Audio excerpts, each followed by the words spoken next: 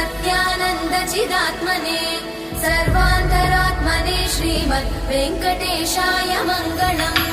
स्वतः सर्वविदे सर्वशक्तये सर्वशेषिणे सुलभाय सुशीलाय वेङ्कटेशाय मङ्गलम्।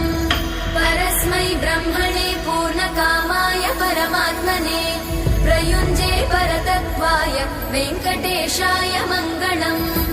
आकालतत्त्वमशान्तमात्मनामनुपश्यताम् अतृप्त्यमृतरूपाय वेङ्कटेशाय मङ्गलम्। प्रायस्वचरणौ पुंसां शरण्यत्वेन पाणिना कृपया दिशते श्रीमद् वेङ्कटेशाय मङ्गलम्। दयामृततरङ्गिण्यास्तरङ्गैरिव शीतलैः अपाङ्गैः सिञ्चते विश्वं वेङ्कटेशाय मङ्गलम्। स्रग्भूषां